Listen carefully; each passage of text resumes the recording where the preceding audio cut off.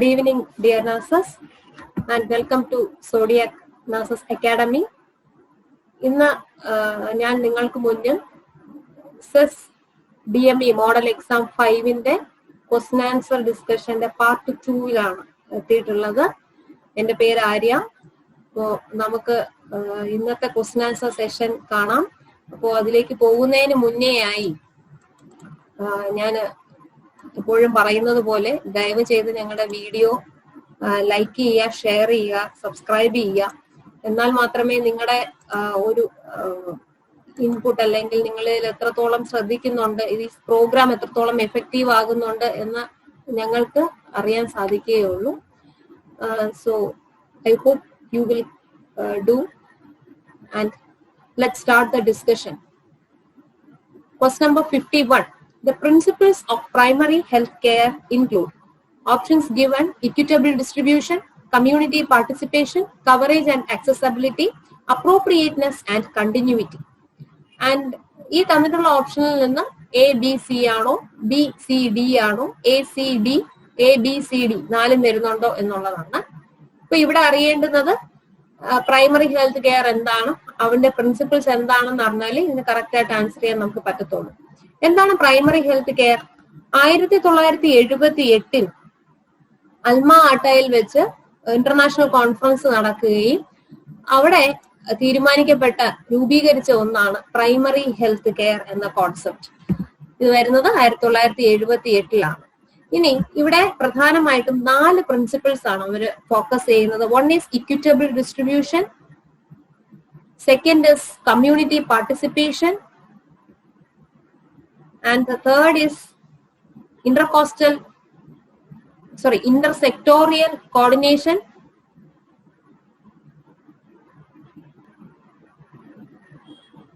and the fourth is appropriate technology.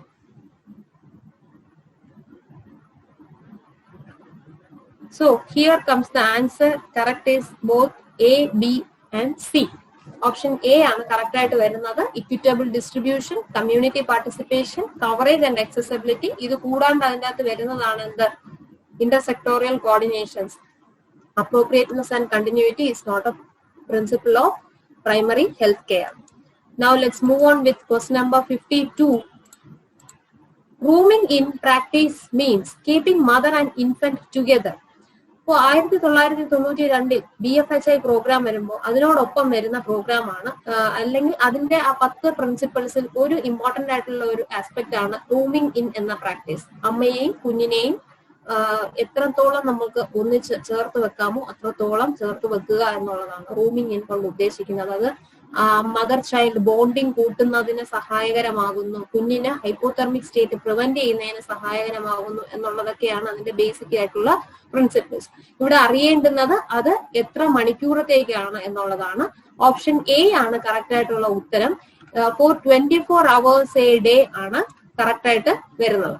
Okay, so I hope you are clear with the question. അപ്പോൾ ഇത് റൂമിംഗ് in എന്താണെന്നും BFHI എന്താണെന്നും ഒക്കെ നമ്മുടെ പീഡിയാട്രിക് ക്ലാസ്സുകൾ നിങ്ങൾ അറ്റൻഡ് ചെയ്യുമ്പോൾ നിങ്ങൾക്ക് അതിന്റെ ഡീറ്റെയിൽ ആയിട്ടുള്ള നോട്ട്സ് നമ്മൾ തരും. അടുത്ത question 53. Vitamin K at birth is administered to dash among newborn. എന്തിനു വേണ്ടിയിട്ടാണ് വൈറ്റമിൻ കെ ഇഞ്ചക്ഷൻ നമ്മൾ കൊടുക്കുന്നത്? Prevent excessive bleeding, increase immunity, prevent infection or correct malnutrition. ഇതാണ് നമുക്കുള്ള ഓപ്ഷൻസ്. വൈറ്റമിൻ കെ എന്ന് പറയുന്നത്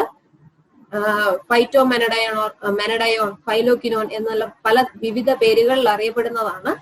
വൈറ്റമിൻ കെ പ്രധാനമായിട്ടും ബന്ധപ്പെട്ട് നിൽക്കുന്നത് ക്ലോട്ടിംഗ് ഫാക്ടേഴ്സ് 2, 7, 9 and 10 എന്നിങ്ങനെ 4 ക്ലോട്ടിംഗ് ഫാക്ടേഴ്സുമായി ചേർന്നിട്ടാണ്. ഇത് പ്രധാനമായും കുഞ്ഞുങ്ങളിൽ കൊടുക്കുന്നത് ബ്ലീഡിംഗ് തടഞ്ഞു നിർത്താൻ വേണ്ടിയിട്ടാണ്. കാരണം വൈറ്റമിൻ കെ ഡെഫിസിറ്റ് ആവുകയാണെങ്കിൽ കുഞ്ഞുങ്ങളിൽ ബ്ലീഡിംഗ് ഡിസോർഡേഴ്സ് ഉണ്ടാകാനുള്ള സാധ്യതയുണ്ട്. അപ്പോ എത്രയാണ് വൈറ്റമിൻ കെ ഇഞ്ചക്ഷൻ കൊടുക്കുക? It is 0.1 to 0.2 milligram of menadione sodium bisulphate ആണ് കൊടുക്കുക. എന്താണ് മെനഡയോൺ സോഡിയം ബൈസൾഫേറ്റ്? കൊച്ചു കുഞ്ഞുങ്ങളുടെ ഇൻഡസ്റ്റൈനൽ ഫ്ലോറയിൽ ഇത് സിന്തസൈസ് ചെയ്യാനുള്ള ഇമ്മെച്യൂരിറ്റി ഉണ്ട്. അതുപോലെ തന്നെ ഇൻഡസ്റ്റൈനൽ ഫ്ലോറ എസ്റ്റാബ്ലിഷ് ചെയ്തിട്ടില്ല. അതുപോലെ തന്നെ അവർക്ക് പ്രോത്രോംബിൻ സ്റ്റോർ ചെയ്ത് വെക്കാനുള്ള കപ്പാസിറ്റി വളരെ മിനിമലിസ്റ്റിക് ആണ്. അതുകൊണ്ട് തന്നെ നിയോനേറ്റൽ ഹെമറേജ് ഉണ്ടാകാനുള്ള സാധ്യത കൂടുതലാണ്. അതുകൊണ്ടാണ് നമ്മൾ എന്ത് ചെയ്യുന്നത്, വൈറ്റമിൻ കെ ഇഞ്ചക്ഷൻ ജനിക്കുമ്പോൾ തന്നെ കുട്ടികൾക്ക് കൊടുക്കുന്നത്. Question number 54. Presenting the patient with a hypothetical situation helps in the assessment of abstractability, insight, comprehension, judgment. ഇത് നമ്മുടെ സൈക്കാട്രിക് പോയിന്റ് ഓഫ് വ്യൂവിൽ നിന്നുള്ള ഒരു ചോദ്യമാണ്. നമ്മളൊരു പേഷ്യന്റിന്റെ മാനസിക നില, ഒരു കാര്യത്തിൽ തീരുമാനമെടുക്കാനുള്ള അവരുടെ കഴിവിനെ അസസ് ചെയ്യാനായിട്ട് എന്ത് ചെയ്യാം എന്നുള്ളതാണ്. അപ്പോൾ അവർക്കൊരു ഹൈപ്പോത്തറ്റിക്കൽ ആയിട്ടുള്ള ഒരു സ്റ്റേറ്റ്മെന്റ് കൊടുക്കുക. അതിൽ പേഷ്യന്റിന്റെ റെസ്പോൺസ് അനുസരിച്ചിട്ടാണ് പേഷ്യന്റിന്റെ ജഡ്ജ്മെന്റ് അസസ് ചെയ്യുന്നത്. ഫോർ എക്സാമ്പിൾ, നമ്മൾ ഒരു ടെസ്റ്റ് ജഡ്ജ്മെന്റ് ആയിട്ട് നമ്മൾ കൊടുക്കുകയാണ്. നിങ്ങൾ റോഡിലൂടെ നടന്നു പോകുമ്പോൾ അവിടെ ഒരു അഡ്രസ് ഒക്കെ എഴുതിയ ഒരു സ്റ്റാമ്പ് ചെയ്തിട്ടുള്ള ഒരു എൻവലപ്പ് കാണുകയാണെങ്കിൽ നിങ്ങൾ എന്ത് ചെയ്യും? So this is an hypothetical situation. So this kind of statements we'll be using to assess the judgment pattern. Okay. So ഇവിടെ കറക്റ്റ് ആയിട്ട് വരുന്ന ഉത്തരം ഓപ്ഷൻ ഡി, ജഡ്ജ്മെന്റ് ആണ്. Now moving on with the next question, question number 55.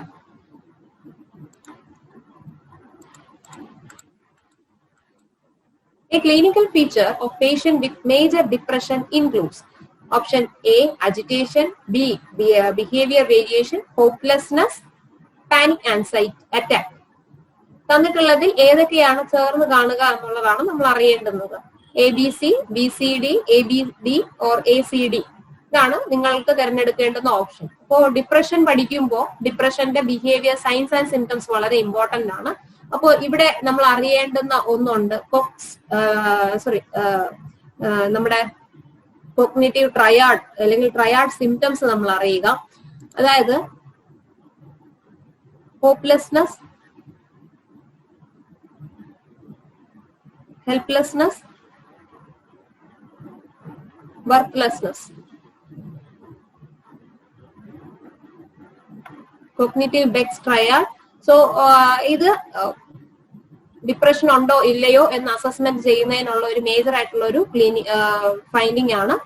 ഇനി ഇത് കൂടാണ്ട് അവർക്ക് എപ്പോഴും പെർസിസ്റ്റന്റ് സാഡ്നെസ് ഉണ്ടാവുക, അത് കാരണം അവർക്ക് ഉറക്കമില്ലായ്മ ഉണ്ടാവുക, അവരുടെ ന്യൂട്രീഷൻ സ്റ്റേറ്റസിൽ വ്യത്യാസം വരിക, that all included in the behaviour variations, then agitation. So ഇത് ഈ ഒരു ഡിപ്രഷൻ ഉള്ളത് കൊണ്ട് തന്നെ ചില ആൾക്കാരിൽ ഡിപ്രഷൻ അജിറ്റേഷൻ ആയിട്ടായിരിക്കും പുറത്തു വരിക. So A, B and C is the correct answer, excluding the panic anxiety attacks.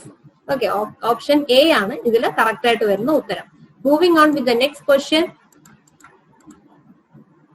Which of the following describe ego defense mechanism? അപ്പോൾ നമുക്ക് അറിയാവുന്നതാണ് ഈ ഈഗോ ഡിഫൻസ് മെക്കാനിസം എന്നുള്ള കോൺസെപ്റ്റ് സിഗ്മണ്ട് ഫ്രോയിഡ് ആണ് കൊണ്ടുവരുന്നത്. നമ്മുടെ ശരീരത്തിൽ നമുക്ക് എന്തെങ്കിലും എക്സസീവ് ആയിട്ട് ഒരു ആൻസൈറ്റി ഉണ്ടായി കഴിഞ്ഞാൽ നമ്മുടെ ശരീരം അതുമായിട്ട് കോപ്പ് ചെയ്ത് നിർത്താൻ ഉപയോഗിക്കുന്ന ഒരു ടെക്നിക്കാണ് ഡിഫൻസ് മെക്കാനിസം എന്ന് പറയുന്നത്.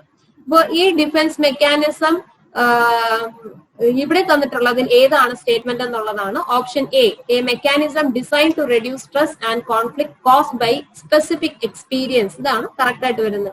ഇത് നമ്മൾ ഡീറ്റെയിൽ ആയിട്ട് പഠിക്കേണ്ടതുണ്ട്. റിപ്രഷൻ, റിഗ്രഷൻ എന്നുള്ള ഒരുപാട് ടൈപ്പ് ഓഫ് ഡിഫൻസ് മെക്കാനിസംസ് നിങ്ങൾ അറിയണം.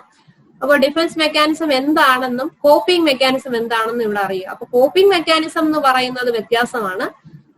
കോപ്പിംഗ് മെക്കാനിസം എന്ന് പറയുന്നത് it can be A constructive or A destructive process. ഒരു പർട്ടിക്കുലർ ഒരു പ്രോബ്ലത്തിനെ നമ്മൾ എങ്ങനെ ഹാൻഡിൽ ചെയ്യുന്നു എന്നുള്ളതാണ്. അത് കൺസ്ട്രക്റ്റീവ് ആയിട്ടും ഹാൻഡിൽ ചെയ്യാം, ഡിസ്ട്രക്റ്റീവ് ആയിട്ടും ഹാൻഡിൽ ചെയ്യാം. അതിനെ കോപ്പിംഗ് പ്രോസസ് എന്ന് പറയുന്നു. എന്നാൽ നമ്മുടെ ഉള്ളിലുള്ള ആശങ്ക കുറയ്ക്കുന്നതിനായി നമ്മുടെ ശരീരം കണ്ടുപിടിക്കുന്ന ഒരു ഇൻഡിവിജ്വൽ കോപ്പിംഗ് മെക്കാനിസത്തിനെയാണ് ഡിഫൻസ് മെക്കാനിസം എന്ന് പറയുക. ഓക്കെ, അടുത്തത് question 57. As per Freudian theory, a male child unconscious desire for a parent of the opposite sex and wish to exclude the parent of the same sex. അപ്പോൾ ശ്രദ്ധിക്കുക, male child ആണ്, opposite സെക്സിലുള്ള പാരന്റിനെ exclude attract ചെയ്യുന്നു, എന്നാൽ wish to exclude the parent of the same sex. അപ്പൊ അത് ഏത് കോംപ്ലക്സ് ആണെന്നുള്ളതാണ്. എഡീപ്പസ് ആണോ, ഇലക്ട്രയാണോ, ഫാലിക് ആൻഡ് ലാറ്റിൻ കോംപ്ലക്സ് ആണോ എന്നുള്ളതാണ് ചോദ്യം. കറക്റ്റ് ഉത്തരം ഓപ്ഷൻ എ, എഡീപ്പസ് കോംപ്ലക്സ് ആണ്. എന്താണ് എഡീപ്പസ് ആൻഡ് ഇലക്ട്ര കോംപ്ലക്സ്? നമ്മുടെ ഗ്രോത്ത്, നമ്മുടെ ഫ്രൂഡിന്റെ തന്നെ സൈക്കോ സെക്ഷുവൽ ഡെവലപ്മെന്റ് പഠിക്കുമ്പോൾ oral stage, anal stage, phallic stage, Latin stage, genital stage എന്നിങ്ങനെ 5 സ്റ്റേജസ് നിങ്ങൾ പഠിക്കും. അവിടെ ഫാലിക് സ്റ്റേജിലാണ് ഈ ഒരു പ്രതിഭാസം നമുക്ക് കാണാൻ സാധിക്കും. അപ്പൊ ഫാലിക് സ്റ്റേജ് ഉണ്ടാകുന്ന ഏജ് ഗ്രൂപ്പ് എന്ന് പറയുന്നത് 3 മുതൽ 6 വയസ്സ് വരെയുള്ള കുട്ടികളിലാണ്. അപ്പോൾ സെയിം സെക്സിനോട് തന്നെ തോന്നുകയാണെങ്കിൽ, ഫീമെയിൽസിനോട് തന്നെ തോന്നിയാൽ അതിനെ ഇലക്ട്ര എന്നും, ഓപ്പോസിറ്റ് ഇപ്പൊ മെയിൽ ചൈൽഡ് ആണല്ലോ നമ്മുടെ ഇവിടുത്തെ സിനാരിയോയിൽ, ഓപ്പോസിറ്റ് സെക്സിനോട് തോന്നിക്കഴിഞ്ഞാൽ അതിനെ എഡീപ്പസ് എന്നുമാണ് പറയുക. അപ്പൊ ഇതിന്റെ ഡീറ്റെയിൽസ് ഒക്കെ നമ്മുടെ തിയറി ക്ലാസ്സുകളിൽ നമ്മൾ ഇൻക്ലൂഡ് ചെയ്യുന്നതാണ്. നമുക്ക് അടുത്ത 58ാമത്തെ ചോദ്യത്തിലേക്ക് പോകാം. Unconscious process in which the client block undesirable and unacceptable thought is termed as repression, suppression, sublimation, denial. ഇതിന്റെ കറക്റ്റ് ആയിട്ട് വരുന്ന ഉത്തരം ഓപ്ഷൻ എ, റിപ്രഷൻ ആണ്. അപ്പൊ ഈ നമ്മുടെ ഡിഫൻസ് മെക്കാനിസംസ് ഇത്രയും നമ്മൾ പഠിക്കുന്നത് ഏറ്റവും പ്രിമിറ്റീവ് ആയിട്ട് നമുക്കുള്ള ഡിഫൻസ് മെക്കാനിസം എന്ന് പറയുന്നത് റിപ്രഷൻ ആണ്. നമ്മുടെ പെയിൻഫുൾ ആയിട്ടുള്ള തോട്ട്സിനെയൊക്കെ നമ്മൾ നമ്മുടെ ഉള്ളിന്റെ ഉള്ളിലേക്ക് അൺഅക്സെപ്റ്റബിൾ അല്ലെങ്കിൽ അൺഡിസയർ ആയിട്ടുള്ള തോട്ട്സിനെ നമ്മുടെ ഉള്ളിന്റെ ഉള്ളിലേക്ക് ഇടുന്നതിനെയാണ് നമ്മൾ റിപ്രഷൻ എന്ന് പറയാ. ഇതിനെ നമ്മൾ മോട്ടിവേറ്റഡ് ഫോർഗെറ്റിംഗ് എന്ന് വേണമെങ്കിലും റിപ്രഷനെ പറയാവുന്നതാണ്. അപ്പൊ റിപ്രഷൻ അഥവാ മോട്ടിവേറ്റഡ് ഫോർഗെറ്റിംഗ് എന്നും പറയാം. സൈക്കോളജി പഠിക്കുമ്പോൾ ഫോർഗെറ്റിംഗ് എന്നൊരു ടോപ്പിക് നിങ്ങൾ അവിടെ ഡിസ്കസ് ചെയ്യുന്നതായിരിക്കും. അപ്പൊ അവിടെ പഠിക്കുന്നതാണ് റിപ്രഷൻ അഥവാ മോട്ടിവേറ്റഡ് ഫോർഗെറ്റ്ഫുൾനെസ് എന്ന് പറയും. Now let's move on with question number 59.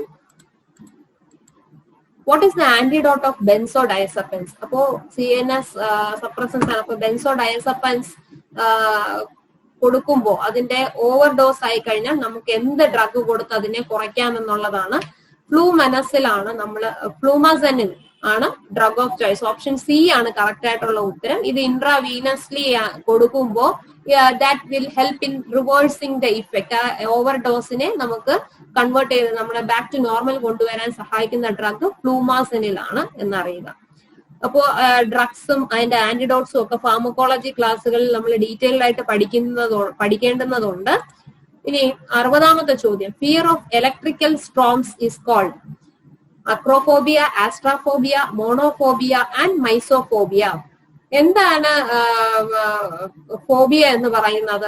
A persistent irrational fear to a situation or a place or a person. ഒരു വ്യക്തിയോടോ ഒരു ചുറ്റുപാടിനോടോ അല്ലെങ്കിൽ ഒരു സാഹചര്യത്തിനോടോ ഉള്ള ഒരു വ്യക്തിയുടെ പിടിച്ചു നിർത്താൻ അല്ലെങ്കിൽ അടക്കി നിർത്താൻ പറ്റാത്തത് കൂടുതലുള്ള പേടിയെയാണ് ഫോബിയ എന്ന് പറയുക. അപ്പൊ പല ടൈപ്സ് നമ്മൾ അവിടെ പഠിക്കേണ്ടുന്നതുണ്ട്, ടൈപ്സ് ഓഫ് ഫോബിയ പഠിക്കുമ്പോൾ. അപ്പൊ ഫോബിയയുടെ ബേസിക് ഡിഫൻസ് മെക്കാനിസം എന്ന് പറയുന്നത് റിപ്രഷൻ ആൻഡ് ഡിസ്പ്ലേസ്മെന്റ് ആണ്. അതും മുൻ PSC യിൽ നമ്മൾ ചോദിച്ചു കണ്ടിട്ടുള്ള ചോദ്യമാണ്. What is the basic defence mechanism which is commonly used in the phobia? That is repression and displacement. ഇപ്പോ റിപ്രഷൻ അല്ല എങ്കിൽ ആദ്യം ആക്ട് ചെയ്യുന്ന പ്രിമിറ്റീവ് ഡിഫൻസ് മെക്കാനിസം എന്ന് പറയുന്ന റിപ്രഷൻ ആണ്. when the repression fails then the displacement will be happening. so displacement എന്ന് പറയുമ്പോൾ അങ്ങാടിയിൽ തോറ്റയിന് അന്മയുടെ നെഞ്ചത്തെന്നുള്ള ഒരു പഴമൊഴിയുണ്ട് നമുക്ക്. ഒരിടത്ത് പറ്റിയില്ല എങ്കിൽ അത് മറ്റൊരിടത്തായിരിക്കും അത് എക്സ്പ്രസ് ചെയ്ത് കാണിക്കുക. അപ്പോ ഞാൻ പറഞ്ഞല്ലോ ഒരുപാട് ടൈപ്സ് നമ്മൾ അറിയണം. ഇപ്പൊ അക്രോഫോബിയ ഓപ്പൺ പ്ലേസിനോടുള്ള, ഓപ്പൺ സ്പേസിനോടുള്ള ഒരാളുടെ ഫിയർ ആണ്. ക്ലോസ്ട്രോഫോബിയ ക്ലോസ്ഡ് സ്പേസിനോടുള്ള ഒരു വ്യക്തിയുടെ പേടിയെ ക്ലോസ്ട്രോഫോബിയ എന്ന് പറയും. ഹൈഡ്രോഫോബിയ വാട്ടറിനോടുള്ള പേടി. അതുപോലെ തന്നെ നിക്റ്റോഫോബിയ ഡാർക്ക്നെസ്സിനോടുള്ള പേടി. ഇങ്ങനെ ഒരുപാട് ടൈപ്പ് നമ്മൾ അറിയേണ്ടുന്നതുണ്ട്. So we will cover up in our theory classes. Then in question number 61 milieu therapy എന്നാൽ എന്ത് എന്നുള്ളതാണ്. സോ നമുക്ക് ഒരുപാട് സൈക്യാട്രിയിൽ ഒരുപാട് ടൈപ്പ് ഓഫ് തെറാപ്പീസ് ഉണ്ട്. ഇപ്പൊ ഗ്രൂപ്പ് തെറാപ്പി, ഫാമിലി തെറാപ്പി, അങ്ങനെ ഒരുപാട് തെറാപ്പീസ്. അതിലൊന്നാണ് മില്യൂ തെറാപ്പി. ഈ മില്യൂ തെറാപ്പി എന്ന് പറയുന്നത് മാക്സ്വെൽ ജോൺ ഡെവലപ്പ് ചെയ്തെടുത്ത ടൈപ്പ് ഓഫ് തെറാപ്പിയാണ്. അപ്പൊ തെറാപ്യൂട്ടിക് മില്യൂ അഥവാ മില്യൂ തെറാപ്പി എന്നാണ് പറയുക. ഒരു ഇവിടെ എന്താണ് ഒരു പ്രൊട്ടക്റ്റഡ് ആയിട്ടുള്ള എൻവയോൺമെന്റിൽ പേഷ്യന്റിനെ നിർത്തിക്കൊണ്ട് അവരുടെ ബിഹേവിയറൽ ചേഞ്ചസ് വരുത്തുക എന്നുള്ളതാണ് മില്യൂ തെറാപ്പിയുടെ കോർ കോൺസെപ്റ്റ് എന്ന് പറയുന്നത്. സോ ഈ കോൺസെപ്റ്റ് ഡിറൈവ് ചെയ്യുന്നത് സിസ്റ്റം തിയറിയിൽ നിന്നാണ്. അപ്പോ ഇത് ഈ തന്നിട്ടുള്ള ഓപ്ഷൻസ് എല്ലാം തന്നെ ആൻസറിൽ വരുന്നതാണ്. So all of these option D ആണ് കറക്റ്റ് ആയിട്ടുള്ള ഉത്തരം. Okay. I hope you are clear with question number 61. So moving on with question number 62. The extreme softening of the cervix during the first trimester is known as. അപ്പോൾ നമ്മുടെ probable signs of pregnancy midwifery ക്ലാസ്സുകളിൽ നമ്മൾ പഠിക്കും. എന്നാലും നിങ്ങൾ പഠിച്ചിട്ടുള്ളതാണ്. 4th year BSc OBG വിഭാഗത്തിൽ പഠിച്ചിട്ടുള്ളതാണ്. അവിടെ നമ്മൾ ഒരുപാട് സൈൻസ് പഠിക്കും. Chadwick sign, Osiander sign, Piskacek sign and Goodell sign, ഇവയൊക്കെ. ഇവിടെ തന്നിട്ടുള്ള ചോദ്യം extreme softening of the cervix. അപ്പൊ ആദ്യ ട്രൈമസ്റ്ററിൽ തന്നെ സെർവിക്സിന്റെ എക്സ്ട്രീം സോഫ്റ്റനിങ്ങിനെ എന്ത് പറയും എന്നുള്ളതാണ്. സോ ആദ്യത്തെ ഒരു 2ാമത്തെ മാസം തന്നെ സെർവിക്സ് സോഫ്റ്റൻ ചെയ്ത് തുടങ്ങുന്നതിന് പറയുന്ന പേരാണ് Goodell sign. Okay, that option B ആണ് ഇവിടെ കറക്റ്റ് ആയിട്ട് വരുന്ന ഉത്തരം. അപ്പോൾ ഇതിനോടൊപ്പം ഞാൻ ക്വസ്റ്റ്യൻ നമ്പർ 66 കൂടെ ഇവിടെ പറയുവാണ്. 66ാമത്തെ ക്വസ്റ്റ്യൻ ജാക്കുമാർ സൈൻ എന്താണെന്നുള്ളതാണ്. So bluish discoloration of the vaginal mucosa. Okay, bluish discoloration of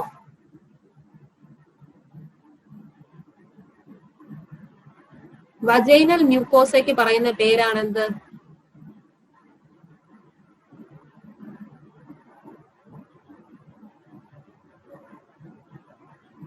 ജാക്കുമാർ sign. ഇനി ഓസിയാൻഡർ സൈൻ ഉണ്ട്. അതുപോലെ തന്നെ പൾസേഷനെയാണ് ഓസിയാൻഡർ സൈൻ എന്ന് പറയുക. ദെൻ ചാഡ്വിക് സൈൻ അറിയണം. സോ പിസ്കാർക്കർ സൈൻ അറിയണം. സോ ചാഡ്വിക് സൈൻ എന്ന് പറഞ്ഞാൽ എന്താണ്? വയലറ്റ് കളർ ഓഫ് ഡിസ്കളറേഷൻ നമ്മുടെ സെർവിക്സും വജൈനയിലും വൾവയിലും ഒക്കെ ഉണ്ടാവുന്നു ഒരു ബ്ലൂയിഷ് വയലറ്റ് ഡിസ്കളറേഷനെ ചാഡ്വിക് സൈൻ എന്ന് പറയുന്നു. ഏകദേശം 4ാമത്തെ ആഴ്ചയാണ് ഇത് നമുക്ക് കാണാൻ സാധിക്കുക. എന്നാൽ പിസ്കാർക്കർ സൈൻ ഒരു palpable lateral bulging type of സൈനെയാണ് നമുക്ക് കാണുകയാണെങ്കിൽ അതിനെ പിസ്കാർക്കർ സൈൻ എന്ന് പറയാം. ഇപ്പോ പ്രോബബിൾ സയൻസിൽ വരുന്നതാണ്. മിഡ്വൈഫറി നമ്മൾ ഡിസ്കസ് ചെയ്യുമ്പോൾ ഇത് അവിടെ നിങ്ങൾ ഡീറ്റെയിൽഡ് ആയിട്ട് തന്നെ നമ്മൾ കവർ ചെയ്യുന്ന ഒരു ഏരിയയാണ്. അടുത്ത question number 63. Risk factor for sensory impairment, sensory neural impairment include the following. ഈ തന്നിട്ടുള്ളതിൽ ഏതൊക്കെയാണ് റിസ്ക് ഫാക്ടർ ആയിട്ട് ഇൻക്ലൂഡ് ചെയ്യുന്നത്? So family history of sensory neural impairment, congenital malformation of the cranial structure, chronic exposure to loud noise, recurrent ear infection. ഏതാണെന്നുള്ളതാണ്. ABC ആണോ, BCD ആണോ, ABD ആണോ, ACD ആണോ എന്നുള്ളതാണ് ചോദ്യം. സോ ഓപ്ഷൻ സി ആണ് ഇവിടെ കറക്റ്റ് ആയിട്ട് വരുന്ന ഉത്തരം. A, B and D. അതായത് ഇത് പറയണമ്പോ ഇത് നിങ്ങൾ എന്താണ് കണ്ടക്റ്റീവ് ഹിയറിംഗ് ലോസ് എന്നും സെൻസറി ന്യൂറൽ ഹിയറിംഗ് ലോസ് എന്നും അറിയുക. സോ കണ്ടക്റ്റീവ് ഹിയറിംഗ് ലോസ് എന്ന് പറയുന്നത് നമ്മുടെ when the sound waves blocks the inner ear because of any external or middle ear disorders, that is called conductive hearing loss. Example ഇപ്പോ നമുക്കൊരു tumour ഉണ്ടാവുന്നു അല്ലെങ്കിൽ എന്തെങ്കിലും ഒരു ഇൻഫ്ലമേറ്ററി പ്രോസസ്സിന്റെ ഭാഗമായിട്ട് ഇന്നർ ഇയറിനെ അത് ബ്ലോക്ക് ചെയ്യാൻ കാരണമാകുന്നുവെങ്കിൽ that can lead to conductive hearing loss. വേറെ സെൻസറി ന്യൂറൽ ഹിയറിംഗ് ലോസ് അത് ഇന്നർ ഇയറിൽ ഉണ്ടാകുന്ന ഒരു പത്തോളജിക്കൽ ആയിട്ടുള്ള ഒരു ഡിസീസ് പ്രോസസ് ആണ്. അപ്പോ it can be open A permanent one. അത് ഫാമിലി പരമായിട്ടുള്ള ഹിസ്റ്ററി കാരണം ഉണ്ടാകാം, ഇൻഫ്ലമേഷനോ എന്തെങ്കിലും മെഡിക്കേഷന്റെ റെസ്പോൺസോ ട്രോമയോ കൊണ്ടുണ്ടാകാം, 8th ക്രേനിയൽ നെർവിന് എന്തെങ്കിലും ഇഞ്ചുറി ഉണ്ടായാൽ അത് കാരണം സംഭവിക്കാം, റെക്കറന്റ് ആയിട്ട് ഇൻഫെക്ഷൻ വരുന്നത് കാരണം സംഭവിക്കാം. സോ ഇവിടെ ഓപ്ഷൻ സി ആണ് ഞാൻ പറഞ്ഞത്, ABD ഇൻക്ലൂഡ് ആവുന്നു എന്നുള്ളതാണ്. അധികമായി അങ്ങനെ ഒരു ലൗഡ് നോയിസിന് എക്സ്പോസ് ആയതുകൊണ്ട് sensory neural hearing loss impairment വന്നുകൊള്ളണം എന്നില്ല. എന്നാൽ ഫാമിലി ഹിസ്റ്ററിയോ ഇപ്പോ ജനിക്കുമ്പോൾ തന്നെ ക്രേനിയൽ സ്ട്രക്ചർ, പാനൻസെഫാലി, അതൊക്കെ അത്തരത്തിലുള്ള കണ്ടീഷനിലൊക്കെ ജനിക്കുന്ന കുട്ടികൾക്ക് ഇത് ഉണ്ടാകാനുള്ള സാധ്യത അധികമാണ്. Question number 64. Failure to deliver the head even after correct and judicious application of the forceps raise the suspicion on. Forceps നമ്മൾ വളരെ കൃത്യമായി അഡ്മിനിസ്റ്റർ ചെയ്തു, എന്നിട്ടും കുഞ്ഞിനെ നമുക്ക് പുറത്തെടുക്കാൻ സാധിക്കുന്നില്ല എങ്കിൽ എന്തുകൊണ്ട് എന്നുള്ളതാണ്. Cervical dystocia, spastic lower segment, constricting ring, incoordinate uterine action. So ഇവിടെ കറക്റ്റ് ആയിട്ട് വരുന്ന ഉത്തരം ഓപ്ഷൻ സി ആണ്. കൺസ്ട്രിക്റ്റിംഗ് റിംഗ് ആണ് കറക്റ്റ് ആയിട്ടുള്ള ഉത്തരം. അപ്പൊ ലേബറിൽ നമുക്ക് നിങ്ങൾ ഒരുപാട് റിംഗ്സ് കേൾക്കും, കൺസ്ട്രിക്റ്റിംഗ് റിംഗ്, റിഫ്രാക്ടറി റിംഗ്സ് എന്നൊക്കെ പറഞ്ഞിട്ട് കേൾക്കും. സോറി, റിഫ്രാക്ടറി അല്ല, റിട്രാക്ഷൻ റിംഗ്സ്. എന്താണ് കൺസ്ട്രിക്റ്റിംഗ് റിംഗ് ഇൻ ലേബർ എന്ന് പറഞ്ഞു കഴിഞ്ഞാൽ, സോ കൺസ്ട്രിക്റ്റിംഗ് റിംഗ് അഥവാ നമുക്ക് ഷോൾഡേഴ്സ് റിംഗ് എന്ന് നമുക്ക് പറയാം.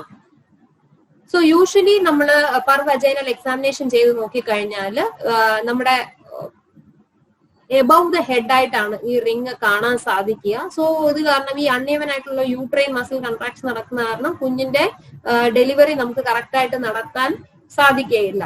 സോ എന്നാൽ റിട്രാക്ഷൻ അല്ലെങ്കിൽ ബാൻഡിൽ റിംഗ് എന്നൊരു റിംഗ് ഉണ്ട്. സോ ഇത് യൂഷ്വലി ഇവിടെ പെർ വജൈനലി നോക്കിക്കഴിഞ്ഞാൽ ഈ റിംഗ് നമുക്ക് ഫെൽറ്റ് ചെയ്യാൻ പറ്റില്ല.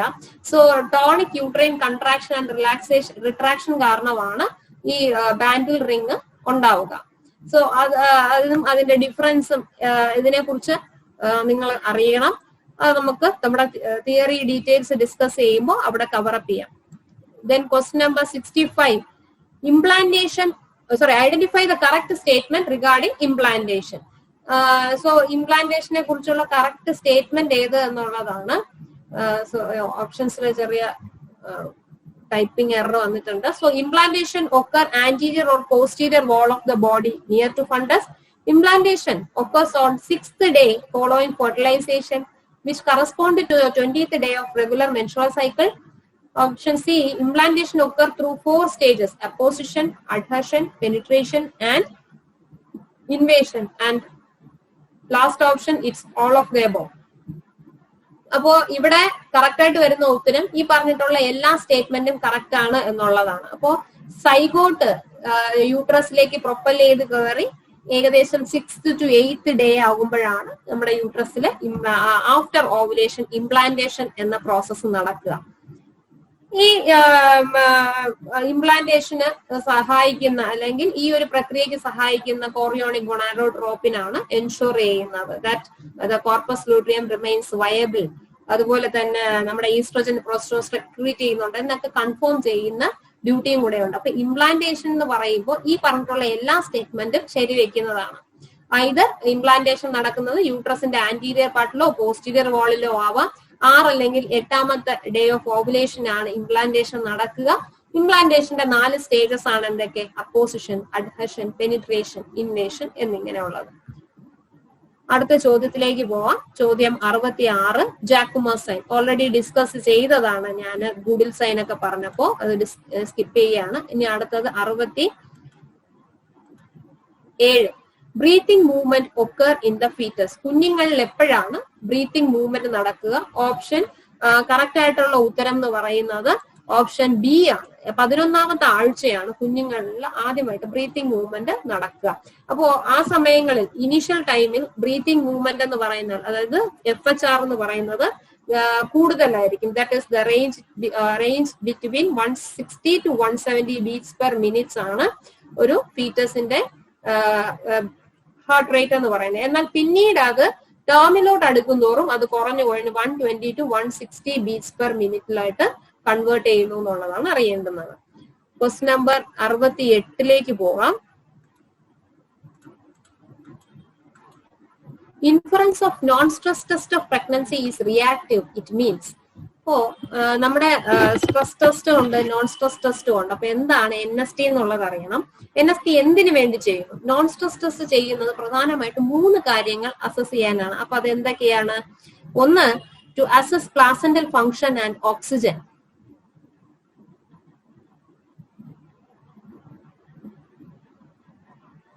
പ്ലാസന്റ ഫങ്ഷൻ ചെയ്യുന്നുണ്ടോ, ഓക്സിജനേഷൻ എന്ന പ്രോസസ്സ് കറക്റ്റ് ആയിട്ട് നടക്കുന്നുണ്ടോ എന്നറിയണം. 2, എന്താണ്? To determine foetal wellbeing. കുഞ്ഞിന്റെ ആരോഗ്യനില ഭേദപ്പെട്ട നിലയിലാണോ എന്നുള്ളത് അസസ് ചെയ്യണം. 3, ടു ഇവാലുവേറ്റ് FHR. കുഞ്ഞിന്റെ മൂവ്മെന്റ് അനുസരിച്ചിട്ടുള്ള ഫീറ്റൽ ഹാർട്ട് റേറ്റ് ഫീൽ ചെയ്യുന്നുണ്ടോ? ഈ 3 കാര്യങ്ങൾ അസസ് ചെയ്യാനാണ് നമ്മൾ നോൺ സ്ട്രെസ് ടെസ്റ്റ് ചെയ്യുന്നത്. ഇവിടെ റിസൾട്ട് നമ്മൾ അസസ് ചെയ്യുമ്പോൾ റിയാക്റ്റീവ്, നോൺ റിയാക്റ്റീവ് എന്നിങ്ങനെ 2 രീതിയിലാണ് നമ്മൾ അസസ് ചെയ്യുക. അപ്പൊ എന്തിനെയാണ് ഇപ്പൊ NST റിയാക്റ്റീവ് എന്ന് പറഞ്ഞാൽ അത് എന്തിനു സൂചിപ്പിക്കുന്നു? It is normal, that is negative. Normal ആണെങ്കിൽ നെഗറ്റീവ് ആണ്. That shows the it is a healthy foetus എന്നുള്ളതാണ് ഇൻഡിക്കേറ്റ് ചെയ്യുന്നത്. എന്നാൽ നോൺ റിയാക്റ്റീവ് എന്ന് പറയുമ്പോഴത്തേക്കും അബ്നോർമൽ ആണ്. അതായത് ഒന്നുകിൽ ആക്സിലറേഷൻ ഇല്ല, അല്ല എങ്കിൽ ആക്സിലറേഷൻ എന്ന് പറയുന്നത് it is less than 15 beats per minute. Okay. So that is it regarding the NST. So moving on with question number 69. Which of the following is the expected complication of gestational hypertension? Pregnant ആയിരിക്കുന്ന സമയത്ത് നമ്മുടെ BP ഒരു പരിധിയിൽ കൂടുതൽ കൂടുന്നതിനെയാണ് gestational hyper tension എന്ന് പറയുക. So ഇത് mild ആവാം, മോഡറേറ്റ് ആവാം, സിവിയർ ആവാം. അതായത് ഹൈപ്പർ ടെൻഷൻ കൂടുതലായി കഴിഞ്ഞാൽ അത് എക്ലാംസിയ, എക്ലാംസിയ എന്ന അവസ്ഥ വരെ കൊണ്ടെത്തിക്കാവുന്നതാണ്. അപ്പൊ എന്തൊക്കെയാണ് ജസ്റ്റേഷണൽ ഹൈപ്പർ ടെൻഷനുമായി ബന്ധപ്പെട്ട് നമുക്ക് ഉണ്ടാകാൻ സാധ്യതയുള്ള കോംപ്ലിക്കേഷൻസ്? അത് നമ്മൾ അറിയണം. One is abruptio placenta, another is disseminated intravascular coagulopathy or DIC. Next is thrombocytopenia, and the fourth is placental insufficiency.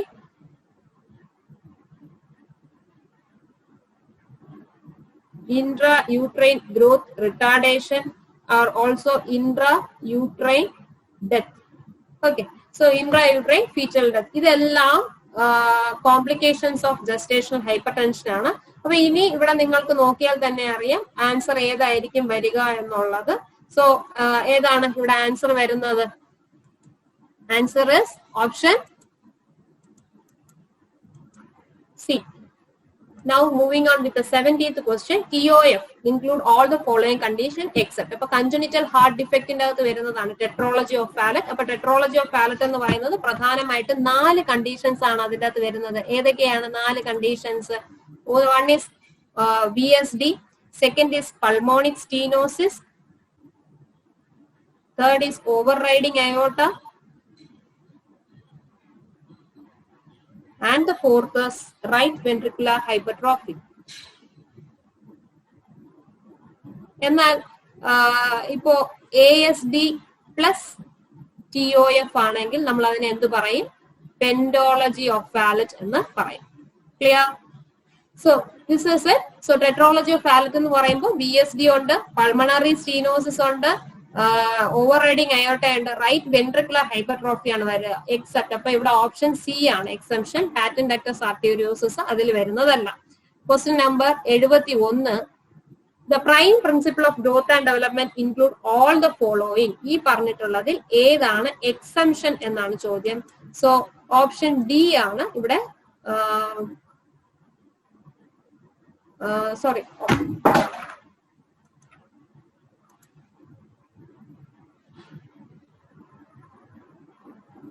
So option D ആണ് ഇവിടെ പറയുന്നത്. സോ ഇവിടെ നമ്മള് principles of growth and development വളരെ ഇമ്പോർട്ടന്റ് ആയിട്ടുള്ള ഒരു ഏരിയ ആണ്. So option D അല്ല, സോറി, എനിക്ക് ഓപ്ഷൻ തെറ്റിയതാണ്. ഓപ്ഷൻ എ, ഗ്രോത്ത് ഒരു കണ്ടിന്യൂസ് പ്രോസസ് ആണ്. ബട്ട് ഒരു പർട്ടിക്കുലർ ഏരിയ എത്തുമ്പോൾ നമ്മുടെ ഹൈറ്റ് കളിക്കുക അങ്ങനെയുള്ള ഗ്രോത്ത് നിൽക്കണു. എന്നാൽ ഡെവലപ്മെന്റ് എപ്പോഴും നടക്കുന്ന ഒരു പ്രോസസ്സാണ്. ദെൻ എല്ലാ ഹ്യൂമൻ ബീയിങ്സിനും ഗ്രോത്ത് ആൻഡ് ഡെവലപ്മെന്റ് നടക്കുന്നുണ്ട്. It both goes hand in hand ആണ്.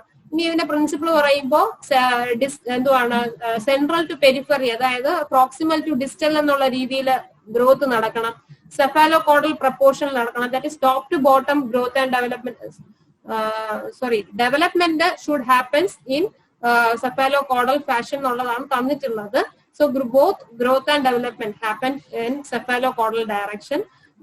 Then ordinarily usually നമ്മുടെ സീക്വൻഷ്യൽ ആയിട്ടുള്ള ഒരു പ്രോസസ് ആണ്. സോ ഇത് ഒരുപാട് കാര്യങ്ങളെ ഇൻഫ്ലുവൻസ് ചെയ്തിട്ടാണ്, അതായത് നമ്മുടെ ജനറ്റിക് ഫാക്ടർ, മെച്ചുറേഷണൽ ഫാക്ടേഴ്സിനെ ഒക്കെ അഫക്ട് ചെയ്തിട്ടാണ്, ഇൻവോൾവ് ചെയ്തിട്ടുകൊണ്ടാണ് ഇരിക്കുന്നത്. അപ്പൊ അങ്ങനെ ഏകദേശം ഒരു 10 പ്രിൻസിപ്പിൾസ് ആണ് പീഡിയാട്രിക്സിൽ വരിക. ആ ഒരു 10 പ്രിൻസിപ്പിൾസ് കറക്റ്റ് ആയിട്ട് അറിഞ്ഞാലേ നമുക്ക് ഇത് തെറ്റാണ്ട് ആൻസർ ചെയ്യാൻ പറ്റത്തുള്ളൂ. ഇനി അടുത്ത ചോദ്യത്തിലേക്ക് പോകാം. Question number 72. Which among the following anti-seizure medications require ventilator facility to administer?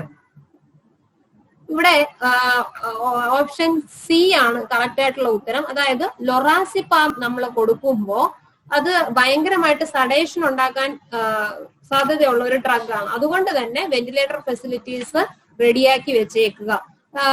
പേഷ്യന്റിന് ചിലപ്പോ എയർവേ മെയിൻറ്റെയിൻ ചെയ്യുന്നതിന് സപ്പോർട്ട് കൊടുക്കേണ്ടുന്നതായിട്ട് വരും. So we should make the facility available when a patient is going to take lorazepam. Now the next question, question number 73. Commonly use shunt in hydrocephalus. എന്താണ് hydrocephalus എന്ന് പറയുന്നത്? CSF പ്രൊഡക്ഷനിലോ അല്ലെങ്കിൽ അതിന്റെ അബ്സോർപ്ഷനിലോ വരുന്ന impairment കാരണം ഉണ്ടാകുന്ന ഒരു കണ്ടീഷനാണ് ഹൈഡ്രോസെഫാലസ്. ഹൈഡ്രോസെഫാലസിന് നമ്മൾ കൊടുക്കുന്ന ഒരു ട്രീറ്റ്മെന്റ് സ്ട്രാറ്റജിയാണ് ഷണ്ട് ഇടുക എന്നുള്ളത്. ഏറ്റവും കൂടുതൽ യൂസ് ചെയ്യുന്നത് വെൻട്രിക്കുലോ പെരിട്ടോണിയൽ ഷണ്ട് ആണ്. ഓപ്ഷൻ ബി ആണ് കറക്റ്റ് ആയിട്ടുള്ള ഉത്തരം. അത് കഴിഞ്ഞാൽ വെൻട്രിക്കുലോ ഏട്രിയൽ ഷണ്ടും നമ്മൾ ഉപയോഗിക്കാറുണ്ട്. എന്നാലും കൂടുതൽ നമ്മൾ കേൾക്കുന്നത് BP ഷണ്ട് ആണ്, അഥവാ വെൻട്രിക്കുലർ പെരിട്ടോണിയൽ ഷണ്ട് എന്നുള്ളതാണ്. അപ്പൊ വെൻട്രിക്കിൾസിൽ നിന്നും പെരിട്ടോണിയത്തിലായിരിക്കും ഡ്രെയിൻ ഇടുക. എന്നാൽ വെൻട്രിക്കുലോ ഏട്രിയൽ ഷണ്ട് എന്ന് പറയുമ്പോൾ വെൻട്രിക്കിൾസിൽ നിന്നും ഏട്രിയത്തിലേക്കായിരിക്കും ഷണ്ട് ഇടുക. അടുത്തത് ചോദ്യം number 74. The first printed book on paediatrics is. History of paediatrics പഠിക്കുമ്പോൾ നിങ്ങൾ അവിടെ ഡിസ്കസ് ചെയ്യുന്ന ഏരിയയാണ്. എബ്രഹാം ജേക്കോബിയാണ് നമ്മുടെ ഫാദർ ഓഫ് പീഡിയാട്രിക്സ് എന്ന് അറിയുന്നത്. എന്നാൽ കൊയിലോയാണ് നമ്മുടെ ഫാദർ ഓഫ് ഇന്ത്യൻ പീഡിയാട്രിക്സ് എന്ന് അറിയുന്നത്. അവിടെ രചിക്കപ്പെട്ട ആദ്യത്തെ പുസ്തകം എന്ന് പറയുന്നത് little book on disease in children's എന്നുള്ള പുസ്തകമാണ്. ഓപ്ഷൻ എ ആണ് കറക്റ്റ് ആയിട്ടുള്ള ഉത്തരം. ആദ്യത്തെ ചോദ്യം 75. Route of administration of BCG vaccine. Immunisation schedule പഠിക്കുമ്പോൾ ഏറ്റവും ഇമ്പോർട്ടന്റ് ആയിട്ട് നിങ്ങൾ കവർ ചെയ്യുന്ന ഒരു ഏരിയയാണ് ഈ ഒരു ചോദ്യം എന്ന് പറയുന്നത്. ഒരുപാട് തവണ മുന്നേ PSCയിൽ ചോദിച്ച് തിരിച്ചും മറിച്ചും ചോദിച്ച ചോദ്യവുമാണ്. BCG എന്ന ഡ്രഗ് അഡ്മിനിസ്റ്റർ ചെയ്യുന്നത്, BCG എന്ന് പറഞ്ഞാൽ എന്താണ്? ബാസിലസ് കാൽമിറ്റേ ഗ്യൂറൈൻ എന്നാണ്. സോ ഇത് ട്യൂബർക്ലോസിന് എഗെയിൻസ്റ്റ് ആയിട്ടാണ് നമ്മൾ ഇത് കണ്ടുപിടിക്കുന്നത്. ഇതിന്റെ റൂട്ട് ഓഫ് അഡ്മിനിസ്ട്രേഷൻ എന്ന് പറയുന്നത് ഇൻട്രാഡെർമൽ ആണ് നമ്മൾ അഡ്മിനിസ്റ്റർ ചെയ്യുക. അപ്പോ ഇൻട്രാഡെർമൽ എത്രയാണ് നമ്മൾ കൊടുക്കുക? 0.05 ml അറ്റ് ബർത്ത്. ഓക്കെ, ജനിക്കുമ്പോ നമ്മൾ 0.05 ml. എന്നാൽ അപ് ടു ആഫ്റ്റർ 1 month, ഒരു വയസ്സിന് after 1 month up to 1 year നമ്മൾ എത്രയാണ് ഡോസ് കൊടുക്കുക? 0.1 ml ആണ് നമ്മൾ കൊടുക്കുന്ന ഡോസ്. ഇൻട്രാഡെർമൽ റൂട്ട് ആണ് അഡ്മിനിസ്റ്റർ ചെയ്യുക. എവിടെയാണ് കൊടുക്കുന്നത്? അപ്പർ ലെഫ്റ്റ് ആമിലാണ് കൊടുക്കുക. വളരെ ഇമ്പോർട്ടന്റ് ആണ്. ഓരോ പോയിന്റും ചോദിച്ചിട്ടുണ്ട്. സൈറ്റ് ഓഫ് അഡ്മിനിസ്ട്രേഷൻ ചോദിച്ചിട്ടുണ്ടോ, ഡോസേജ് ഓഫ് അഡ്മിനിസ്ട്രേഷൻ ചോദിച്ചിട്ടുണ്ടോ, റൂട്ട് ചോദിച്ച് കണ്ടിട്ടുണ്ട്, ഇതിന്റെ എഫക്റ്റീവ്നെസ് എത്ര നാളാണ് എന്ന് ചോദിച്ചു കണ്ടിട്ടുണ്ട്. അപ്പോ മാർക്ക് ചെയ്ത് പഠിച്ചോളുക. അടുത്ത 76ാമത്തെ ചോദ്യം ഗ്രോത്ത് ആൻഡ് ഡെവലപ്മെന്റിൽ നിന്നാണ് ചോദിക്കുന്നത്. The child is able to dress fully. ഏത് പ്രായത്തിലാണ് കുഞ്ഞിന് സ്വന്തമായിട്ട് പൂർണ്ണമായും ഡ്രസ് ചെയ്യാൻ സാധിക്കുക? ഓപ്ഷൻ സി 5 to 6 years ആണ് കറക്റ്റ് ആയിട്ടുള്ള ഉത്തരം. അപ്പോ ഇവിടെ നമ്മൾ ഗ്രോത്ത് ആൻഡ് ഡെവലപ്മെന്റ് പഠിക്കുമ്പോൾ എപ്പോഴും fine and gross motor development ആണ് പഠിക്കുക. അപ്പോ 5 അല്ലെങ്കിൽ 6 വയസ്സായിട്ടുള്ള ഒരു കുട്ടിയുടെ ഫൈൻ മോട്ടോർ ഡെവലപ്മെന്റ് എടുത്ത് നോക്കിക്കഴിഞ്ഞാൽ സ്വന്തമായി ഷൂലേസ് കെട്ടാൻ പറ്റുക, സ്വന്തമായി ഡ്രസ് ചെയ്യാൻ പറ്റുക, നല്ല രീതിയിൽ പെൻസിൽ ഉപയോഗിക്കാൻ കഴിയുക, സ്ക്വയർ ട്രയാങ്കിൾ ഷേപ്പ് വളരെ നീറ്റായിട്ട് വരയ്ക്കാൻ കഴിയുക, ഇതെല്ലാം ഫൈൻ മോട്ടോർ ഡെവലപ്മെന്റിൽ വരുന്നതാണ്. എന്നാൽ ഗ്രോസ് മോട്ടോർ ഡെവലപ്മെന്റ് എടുത്തു കഴിഞ്ഞാൽ ഒരു ബോൾ ക്യാച്ച് ചെയ്യാൻ സഹായിക്കുക, ബാക്ക്വേർഡ് പോസ്റ്റിൽ വീഴാണ്ട് നടക്കാൻ, കണ്ണടച്ച് ബാക്കിലോട്ട് നടക്കാൻ കഴിയുക, ഇതെല്ലാം ആ ഒരു പ്രായത്തിലുള്ള കുഞ്ഞുങ്ങളിൽ ഉണ്ടാകുന്ന വളർച്ചയുടെ വ്യതിയാനങ്ങളാണ്.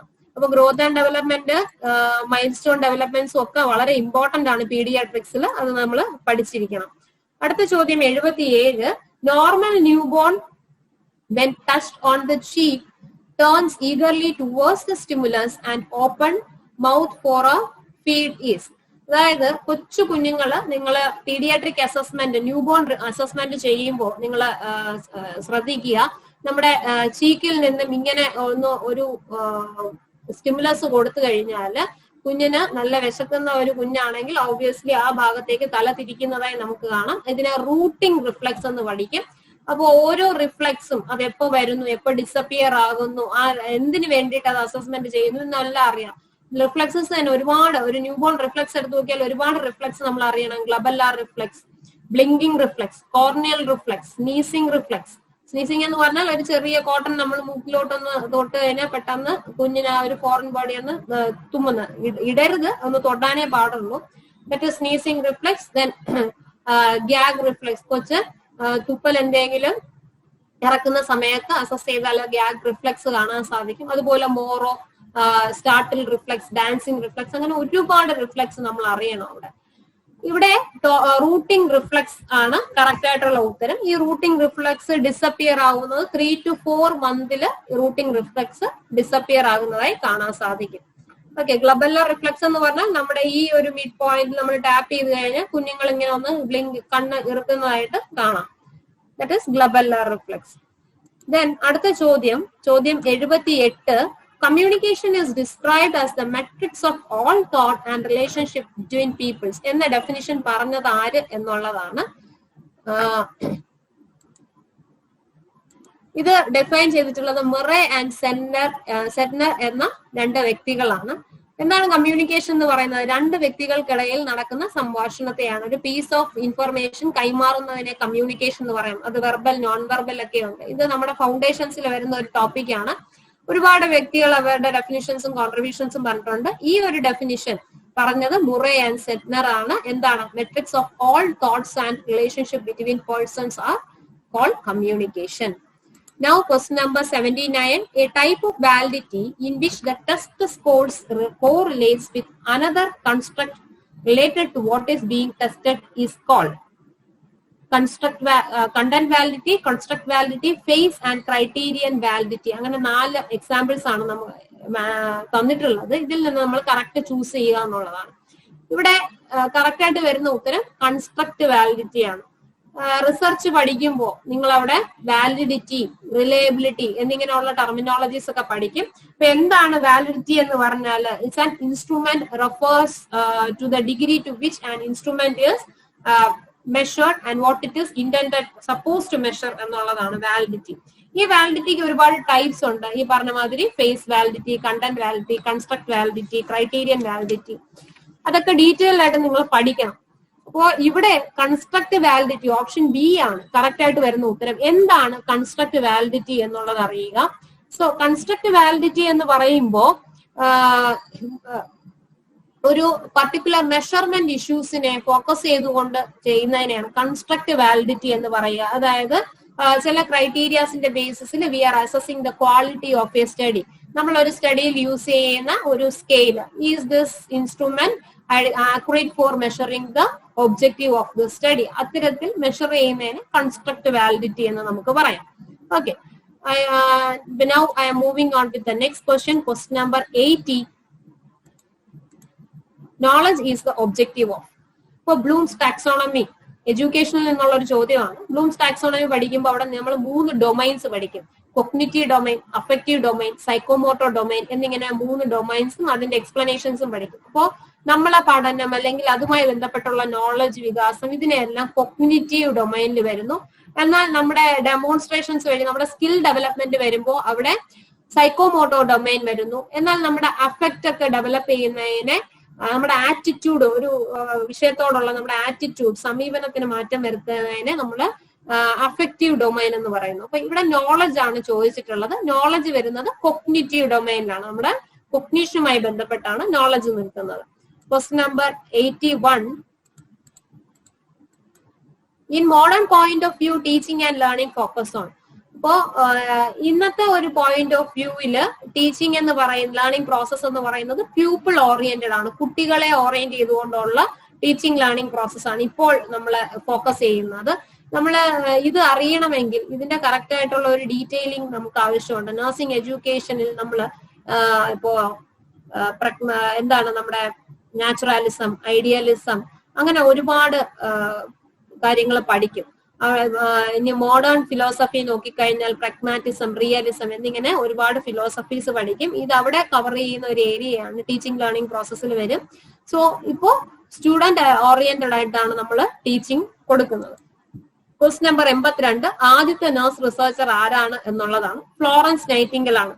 The lady philosopher, first nurse epidemiologist, അതുപോലെ തന്നെ the person who establish first school of nursing, എല്ലാം തന്നെ ഫ്ലോറൻസ് നൈറ്റിംഗൽ ആണ്.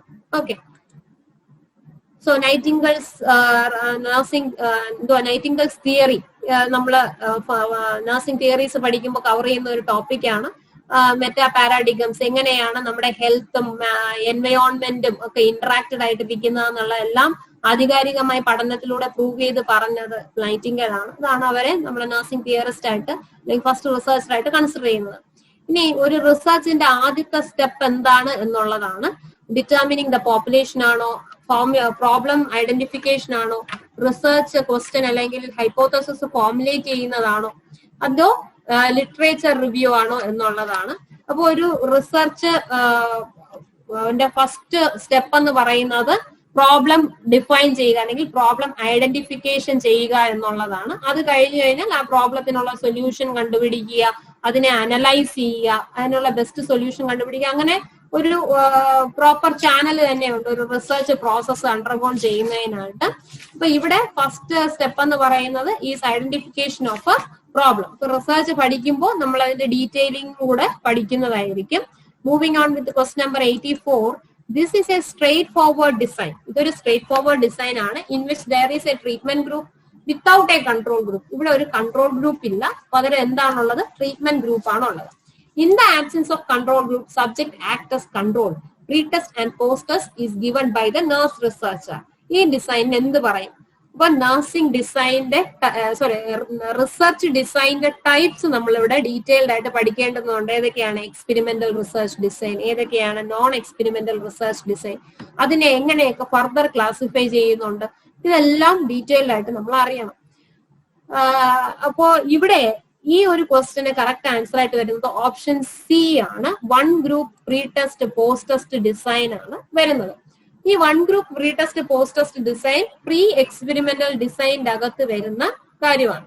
അപ്പൊ പ്രീ എക്സ്പെരിമെന്റൽ റിസർച്ച് ഡിസൈനെ തന്നെ നമുക്ക് രണ്ടായിട്ട് ഡിവൈഡ് ചെയ്യാം. ഏതൊക്കെയാണത്? One shot case design and one group pre test post test design. അപ്പൊ ഇവിടെ one group pre test post test design എന്ന് പറയുമ്പോൾ ഇങ്ങനെയാണ്. ഒരു എക്സ്പെരിമെന്റൽ ഗ്രൂപ്പ് ഉണ്ട്, ഓൾറെഡി നമുക്ക് സിനാരിയോ ഈ തന്നിട്ടുള്ളതിൽ പറയുന്നുണ്ട്. അവരെ തന്നെ നമ്മൾ കൺട്രോൾ ആയിട്ട് നമ്മൾ ആക്ട് ചെയ്യുന്നുണ്ട്. അവർക്ക് നമ്മൾ പ്രീ ടെസ്റ്റ് കൊടുക്കുന്നു, ട്രീറ്റ്മെന്റ് കൊടുക്കുന്നു, എന്നിട്ട് നമ്മൾ എന്ത് ചെയ്യുന്നു? പോസ്റ്റ് ടെസ്റ്റും ചെയ്യുന്നു. അതിനെയാണ് one group pre test post test design എന്ന് പറയുക. കൺട്രോൾ ഗ്രൂപ്പ് ഇല്ലാതെ എക്സ്പെരിമെന്റൽ ഗ്രൂപ്പിന് തന്നെ പ്രീ ടെസ്റ്റും പോസ്റ്റ് ടെസ്റ്റും ക്യാരി ഓവർ ചെയ്യും. Okay, now moving on with the next question number 85. Theoretical sampling is based on. Sampling എന്തിനെ ബേസ് ചെയ്താണ് ഇരിക്കുന്നത്? സോ സാമ്പിളിംഗ് എന്ന് പറയുന്നത് എപ്പോഴും റാൻഡമൈസേഷനെ ബേസ് ചെയ്തിട്ടാണ് വരുന്നത്. അപ്പോൾ നമ്മള് എക്സ്പെരിമെന്റൽ സ്റ്റഡീസ് പഠിക്കുമ്പോൾ അവിടെ റാൻഡമൈസേഷൻ, മാനിപ്പുലേഷൻ, കൺട്രോൾ എന്നിങ്ങനെയുള്ള വേർഡ്സ് ഒക്കെ പഠിക്കും. സാമ്പിൾ എന്താണ്, സാമ്പിളിംഗ് എന്താണ് എന്നൊക്കെ ഉള്ളത് അറിയും. അപ്പൊ നമ്മുടെ ഒരു തന്നിട്ടുള്ള പോപ്പുലേഷനിൽ നിന്ന് നമ്മുടെ സ്റ്റഡിക്ക് ആവശ്യമായിട്ടുള്ള ഒരു ഗ്രൂപ്പ് ഓഫ് പീപ്പിളിനെ സെലക്ട് ചെയ്യുന്നതിനെയാണ് സാമ്പിൾ എന്ന് പറയുക. അടുത്തത് മാനേജ്മെന്റ് പാർട്ടിൽ നിന്നുള്ള ഒരു ചോദ്യമാണ്. When managers make A decision they must take it into account all aspects of the current situation and act on those aspects that are key to the situation at hand. This is stated by which type of following management theory? ഇത് option B ആണ് വരിക, contingency തിയറിയിലാണ്. അപ്പൊ management theories നമ്മൾ പഠിക്കുമ്പോൾ theory of X and Y, chaos theory, അങ്ങനെ ഒരുപാട് theories discuss ചെയ്യണം. അതൊരു ഷോർട്ട് കോഴ്സ് ഓഫ് ടൈമിൽ പറയാൻ പറ്റുന്നതല്ല. ബട്ട് ഇവിടെ ആൻസർ വരുന്നത് കണ്ടിൻജൻസി തിയറി ആണെന്ന് നോട്ട് ചെയ്ത് വെക്കുക. തിയറി ക്ലാസ്സുകളിൽ നമുക്ക് അതിന്റെ ഡീറ്റെയിൽസ് പഠിക്കാം. അടുത്ത ചോദ്യം 87. Which of the following is the best leadership style in the crisis situation where a quick decision making and implementation is required? നമ്മളെ ലീഡർഷിപ്പ് സ്റ്റൈൽ, ഇത് മാനേജ്മെന്റ് പാർട്ടിൽ നിന്നൊരു ചോദ്യമാണ്. ലീഡർഷിപ്പ് സ്റ്റൈൽ പഠിക്കുമ്പോൾ നമ്മൾ പ്രധാനമായിട്ടും പല ടൈപ്പ്, അതായത് ഓട്ടോക്രാറ്റിക്, ഡെമോക്രാറ്റിക്, ലേസി ഫെയർ എന്നിങ്ങനെ പല ടൈപ്പ് ഓഫ് ലീഡർഷിപ്പ് പഠിക്കുന്നുണ്ട്. അപ്പോ വളരെ ക്വിക്കായിട്ട് ഡിസിഷൻസ് എടുത്ത് മുന്നോട്ട് പോകാൻ പറ്റുന്ന എപ്പോഴും ഓട്ടോക്രാറ്റിക് ആണ്. അവിടെ മറ്റാരുമായി കൂടി ആലോചിച്ച് ചെയ്യേണ്ടുന്ന ഒരു വിഷയം വരുന്നില്ല. ഞാനാണ് രാജാവ്, ഞാൻ തന്നെ തീരുമാനം എടുക്കുന്നു, ഞാൻ തന്നെ നടക്കുന്നു എന്നുള്ള principle, that is authoritarian. Then democratic എന്ന് പറഞ്ഞാൽ പരസ്പരം ആലോചിച്ച് എല്ലാവർക്കും ഈക്വൽ ആയിട്ട് വരുന്ന ഒരു വെയിറ്റേജ് കൊടുത്തുകൊണ്ടെടുക്കുന്ന തീരുമാനത്തെ ഡെമോക്രാറ്റിക്. ലേസി ഫെയർ എന്ന് പറയുമ്പോൾ where the leader has a minimalistic role, where the individuals are playing, individual participants in the group playing their own roles. അപ്പൊ ഇവിടെ ഓട്ടോക്രാറ്റിക് ആണ് കറക്റ്റ് ആയിട്ട് വരുന്ന ഉത്തരം. അടുത്തത് 88ാമത് ചോദ്യമാണ്. System of fundamental laws or principles that govern a nation, society, corporation or aggregate of individuals used to establish the basis of governing system for the future and the purpose is.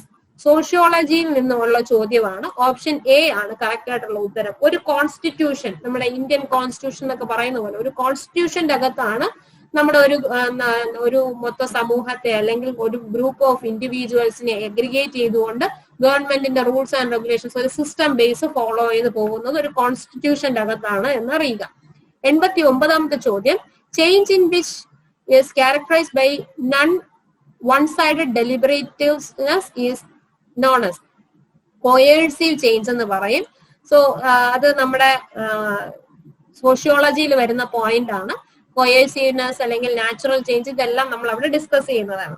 അടുത്ത ചോദ്യം 90, which of the following mechanism facilitate transfer of larger particles across the cell membrane? ഒരു cell membrane across വലിയ പാർട്ടിക്കിൾസിനെ കൊണ്ടുപോയാൽ അതിന് എന്ത് പറയും എന്നുള്ളതാണ്.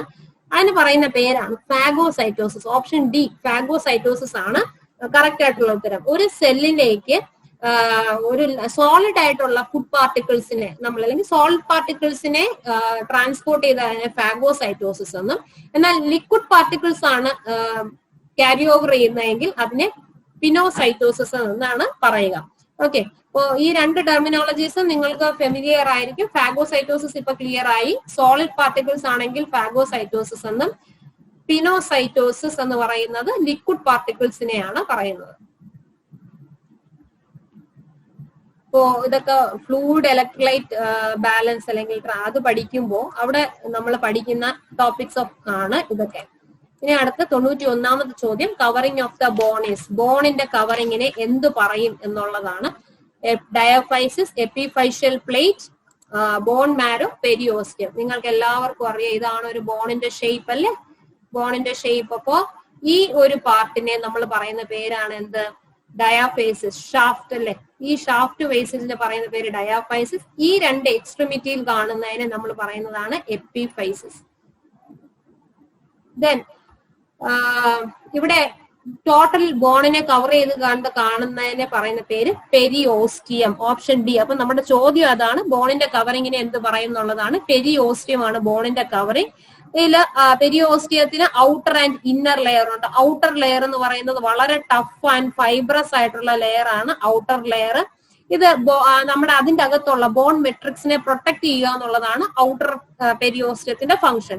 ഇനി ഇന്നർ ലെയർ എന്താ ചെയ്യുന്നത്? Inner layer contains osteoblast and osteocytes. ഓസ്റ്റിയോബ്ലാസ്റ്റും ഓസ്റ്റിയോസൈറ്റ്സും ഉള്ളവയെ എന്ത് പറയുന്നു? ഓസ്റ്റിയോസൈറ്റ്സ്, ഓസ്റ്റിയോക്ലാസ്റ്റ്, ഇവയെല്ലാം കൂടെ പറയുന്ന പേരാണ്, എല്ലാം അടങ്ങിയിട്ടുള്ളത് ഇന്നർ മെട്രിക്സിലാണ്. Now moving on with the question number 92.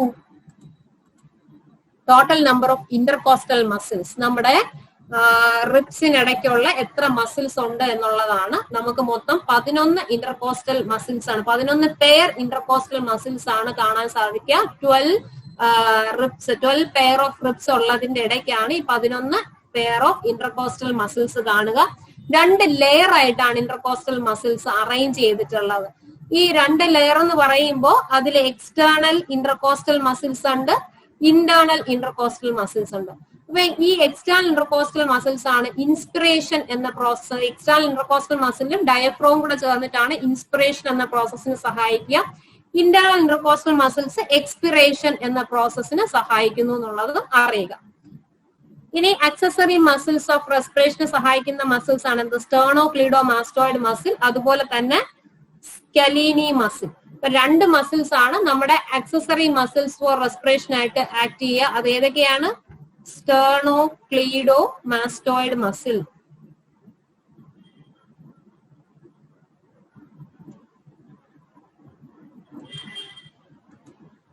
തൊണ്ണൂറ്റിമൂന്നാമത്തെ ചോദ്യം, ഫങ്ഷണലി കാർഡിയാക് മസിൽസ് റിസംബിൾസ് വിത്ത്?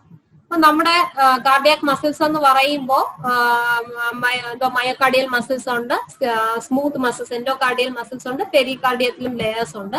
അപ്പൊ യൂഷ്വലി നമ്മുടെ എൻഡോകാർഡിയം കവർ ചെയ്യുന്ന സ്മൂത്ത് മസിൽസ് കൊണ്ടാണ്, മയോകാർഡിയത്തിൽ കാണുന്നത് സ്ട്രയേറ്റഡ് സ്കെൽറ്റൽ മസിൽസ് കൊണ്ടാണ്. ഇവിടെ വരുന്നത് കറക്റ്റ് ഉത്തരം ഓപ്ഷൻ എ, സ്മൂത്ത് മസിൽസ് ആണ്. 94, largest cranial nerve in human body ഏത് എന്നുള്ളതാണ്. അപ്പോൾ നമ്മുടെ ക്രേനിയൽ നെർവ്സ് നമുക്കറിയാം, നമുക്ക് മൊത്തം എത്ര ക്രേനിയൽ നെർവ്സ് ആണ് ഉള്ളത് എന്നുള്ളത് 12 നെർവ്സ് ക്രേനിയൽ നെർവ്സ് ഉണ്ടല്ലേ. ഊട്ട, ഫാഗ്വ എന്നിങ്ങനെ നമ്മുടെ നിമോണിക് വെച്ച് വെച്ചിട്ടുണ്ട്. അപ്പൊ ഇതില് ലാർജസ്റ്റ് ക്രേനിയൽ നെർവ് എന്ന് ചോദിച്ചാൽ നമ്മൾ അറിയേണ്ടുന്നത് ട്രൈജെമിനാണ്. അപ്പൊ ഏറ്റവും കൂടുതൽ ബ്രാഞ്ചസ് വരുന്ന നെർവാണ് ഏതാ? ട്രൈജെമിനൽ നെർവ് എന്ന് പറയുന്നത്. ഇനി ലോങ്സ്റ്റ് ക്രേനിയൽ നെർവ് എന്ന് ചോദിച്ചാൽ അത് വാഗസ് ആണ്. ഓൾഫാക്ടറി നെർവിന്റെ പ്രത്യേകതയാണ് ഷോർട്ടസ്റ്റ് ക്രേനിയൽ നെർവ്. അങ്ങനെ ഓരോ നെർവിനും ഓരോ പ്രത്യേകതയുണ്ട്, അത് നമ്മൾ അറിയണം. നമ്മുടെ തിയറി ക്ലാസ്സുകളിൽ ന്യൂറോളജി അല്ലെങ്കിൽ ന്യൂറോളജിക്കൽ സിസ്റ്റം പഠിക്കുമ്പോൾ അവിടെ നിങ്ങൾ ക്ലിയർ ആയിട്ട് അത് പഠിക്കും.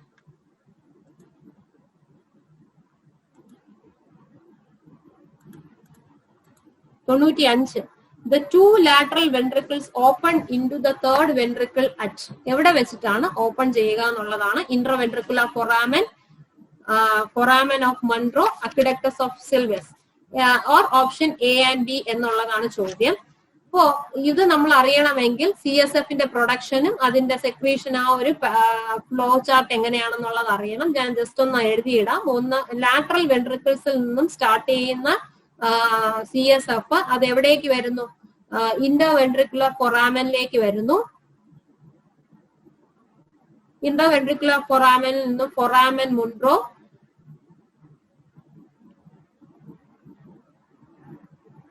അവിടെ നിന്നും third ventricle, aqueduct of സിൽവിയസ്,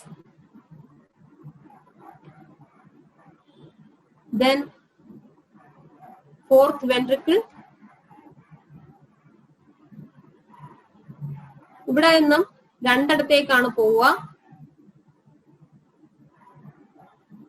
foramen of Leschka, foramen of Megendie,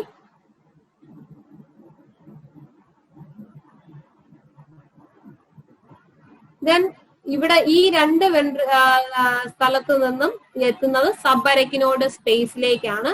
sub അരക്കിനോയിഡ് സ്പേസിൽ നിന്നും അരക്കിനോയിഡ് വില്ലയിലേക്ക് പോകുന്നു. സോ അരക്കിനോയിഡ് വില്ലയിൽ നിന്ന് സുപ്പീരിയർ സജൈറ്റൽ സ്യൂച്ചേഴ്സിലേക്ക് എത്തുന്നു എന്നുള്ളതാണ്. സോ ഇത്തരത്തിലാണ് നമ്മുടെ CSF ശരീരത്തിൽ പ്രൊഡ്യൂസ് ചെയ്യുന്നത്, നമ്മുടെ തലച്ചോറിൽ പ്രൊഡ്യൂസ് ചെയ്യുന്നത്. സോ ഈ ഒരു ഫ്ലോ ചാർട്ട് മസ്റ്റായിട്ടും അറിഞ്ഞിരിക്കുക. CSF അല്ലെങ്കിൽ മെനിഞ്ചൽ ലെയർ, ഇതിൽ നിന്നൊക്കെ എപ്പോഴും നമുക്ക് ചോദ്യം എക്സ്പെക്ട് ചെയ്യാവുന്നതാണ്. Lateral ventricles, then interventricular foramen or foramen of Monro, then from there to third ventricle. From third ventricle, CSF goes to aqueductus of Sylvius, then to the fourth ventricle, then to foramen of Leschka and foramen of Megendie. ഇവിടെ നിന്നും രണ്ടിടത്ത് നിന്നും collect ചെയ്യുന്നത് എങ്ങോട്ടാണ് പോകുന്നത്? Sub അരക്കിനോയിഡ് സ്പേസിലേക്ക് പോകുന്നു. അവിടെ നിന്നും അരക്കിനോയിഡ് വില്ലയിൽ എത്തുന്ന CSF പിന്നെ സജൈറ്റൽ സ്യൂച്ചേഴ്സ് വഴിയാണ് സർക്കുലേഷനിലേക്ക് കയറുക. എനിക്ക് ഇത് ക്ലിയർ ആയെന്ന് തോന്നുന്നു. എന്തായാലും അടുത്ത ചോദ്യം 96ാമത്തെ ചോദ്യത്തിലേക്ക് പോകാം. The most common early symptom of hepatitis A is. അപ്പൊ ഹെപ്പറ്റൈറ്റിസ് എയുടെ ഏറ്റവും കോമൺ ആയിട്ട് കാണാൻ സാധിക്കുന്ന സിംറ്റം എന്ന് പറയുന്നത് ഓപ്ഷൻ എ ആണ്. അപ്പോ ഹെപ്പറ്റൈറ്റിസ് എ അഥവാ formerly known as infectious hepatitis, infectious hepatitis എന്നും വിളിക്കാറുണ്ട്. ഫീക്കോ ഓറൽ റൂട്ട് ആണ് ഇതിന്റെ മോഡ് ഓഫ് സ്പ്രെഡ് എന്ന് പറയുന്നത്. ഒരുപാട് സിംറ്റംസ് കാണാറില്ല. അല്ലെങ്കിൽ പ്രധാനപ്പെട്ട സിംറ്റം എന്ന് പറയുന്നത് ലോസ് ഓഫ് അപ്പറ്റൈറ്റ് ആണ്. അതുകൂടാതെ അബ്ഡമിനൽ പെയിൻ ഡെവലപ്പ് ചെയ്യാൻ പേഷ്യന്റിന്, ജോയിന്റ് പെയിൻ കാണാം, ജോണ്ടിസ് കാണിക്കാം. സോ ഇതെല്ലാം അതിന്റെ സിംറ്റംസ് ആണെങ്കിലും മോസ്റ്റ് ഫ്രീക്വന്റ്ലി ഒബ്സർവ് ചെയ്യുന്നത് ലോസ് ഓഫ് അപ്പറ്റൈറ്റ് കാണാറുണ്ട്. അടുത്ത ചോദ്യം 97ാമത്തെ ചോദ്യമാണ്. 97ാമത്തെ ചോദ്യം ഇതാണ്. All of the following are vector-borne disease except malaria, filaria, rubella, Chagas disease. അപ്പൊ ഇവിടെ ഓപ്ഷൻ സി റുബല്ലയാണ് കറക്റ്റ് ആയിട്ടുള്ള ഉത്തരം. ഈ റുബല്ല എന്ന് പറയുന്നത് ഒരു വൈറൽ ഇൻഫെക്ഷൻ ആണ്, കണ്ടേജിയസ് വൈറൽ ഇൻഫെക്ഷൻ ആണ്. ജർമ്മൻ മീസിൽസ് എന്ന് നമ്മൾ റുബല്ലയ്ക്ക് പറയാറുണ്ട്. ഇനി ചാഗാസ് ഡിസീസ് എന്ന് പറഞ്ഞാൽ ഒരു പാരസൈറ്റിക് ഇൻഫെക്ഷൻ ആണ്. മലേറിയ, ഫൈലേറിയാസ് ഒക്കെ വെക്ടർ ബോൺ ആയിട്ടുള്ള ഒറിജിൻ തന്നെയാണ്. അനോഫിലസ് മൊസ്കിറ്റോ ആണ് മലേറിയ ഉണ്ടാക്കുന്നത്. ദെൻ റുബല്ലയാണ് ഈ 97ാമത്തെ ചോദ്യത്തിന്റെ കറക്റ്റ് ആൻസർ. ഇനി 98, the most important cause of infection in burns. ബേൺസിൽ ഏറ്റവും കാരണക്കാരനായിട്ടുള്ള ബാക്ടീരിയ എന്ന് പറയുന്നത്, ഇൻഫെക്ഷൻ ഉണ്ടാക്കാൻ പ്രധാനപ്പെട്ട കാരണക്കാരൻ എന്ന് പറയുന്നത് സ്യൂഡോമോണാസ് അരുഗിനോസ ആണ്. സോ ഇതല്ലാണ്ട് ലെസ് കോമൺ ഫാക്ടേഴ്സ് ആണ് ഈസ്റ്റും ഫംഗയും വൈറസും എല്ലാം. ഏറ്റവും കൂടുതൽ ബേൺസിന് ഇൻഫെക്ഷൻ ഉണ്ടാക്കുന്ന organism is Pseudomonas aeruginosa. Option A ആണ് കറക്റ്റ് ആയിട്ടുള്ള ഉത്തരം. നോട്ട് ചെയ്ത് പഠിക്കുക. ചോദ്യം 99, false negative Mantoux test is observed in. ഏത് കണ്ടീഷനിൽ കാണാം എന്നുള്ളതാണ്. നമ്മുടെ ഫോൾസ് നെഗറ്റീവ് ഈ പറഞ്ഞിട്ടുള്ള എല്ലാ ഓപ്ഷൻസിലും കാണാൻ സാധിക്കും. False negative result all of this, option D all of this ആണ് കറക്റ്റ് ആയിട്ടുള്ള ആൻസർ വരിക. അപ്പോൾ ഫോൾസ് നെഗറ്റീവ് റിസൾട്ട് കാണുന്നത് early TB and advance tuberculosis. Early TB എന്ന് പറയുമ്പോൾ റീസെന്റ് ഡയഗ്നോസ് ചെയ്ത, ഇപ്പോ 8 അല്ലെങ്കിൽ 10 ആഴ്ചക്ക് താഴെ സമയമായിട്ടുള്ള ഡയഗ്നോസ് ചെയ്തിട്ടുണ്ടെങ്കിൽ there is a chance of showing negative result. Then infectious mononucleose, then live viral vaccine എടുത്ത പേഷ്യൻസ്, അതായത് MMR സാബിൻ വാക്സിനോ റീസെന്റ് എടുത്തിട്ടുണ്ടെങ്കിൽ അവർക്കും ഈ TB ഫോൾസ് നെഗറ്റീവ് റിസൾട്ട് കാണിക്കാം. ദെൻ മാൽന്യൂട്രീഷൻ ഉള്ള പേഷ്യൻസിന്, സാർക്കോഡയോസിസ് ഉള്ള പേഷ്യന്റിനൊക്കെ തന്നെയും false negative result കാണിക്കാനുള്ള സാധ്യതയുണ്ട്. So option D is all of this is the correct answer for question number 99. Moving on with the last and final question, question number 100. Which of the following is significantly different between the human and cow's milk? ഇവയിൽ രണ്ടിലും കാണുന്ന വ്യത്യാസം എന്ത് എന്നുള്ളതാണ്. Protein and fat, protein and sugar, proteins and lactose and the minerals. Option C ആണ് correct ഉത്തരം. So proteins and lactose. അപ്പൊ human മിൽക്കില് ഇവയുടെ content comparing to the cow's milk കുറവാണ്. അപ്പൊ പ്രോട്ടീൻസ് കെസിൻസ് ആയിട്ടാണ് മിൽക്കിൽ കാണുക. അപ്പൊ ഇതിന്റെ ഒരു ഹ്യൂമൻ മിൽക്കിലും കൗസ് മിൽക്കിലും ഉള്ള ഇവരുടെ പ്രപ്പോർഷൻ ഡിഫറൻസും അറിയണം. അത് നമുക്ക് നമ്മുടെ ന്യൂട്രീഷൻ ക്ലാസ്സുകളിൽ പഠിക്കാം. അപ്പോ എന്തായാലും നമ്മുടെ ഇന്നത്തെ ക്വസ്റ്റ്യൻ ആൻസർ ഡിസ്കഷന്റെ DME model exam 5 question answer discussion നമ്മൾ കഴിഞ്ഞിട്ടുണ്ട്.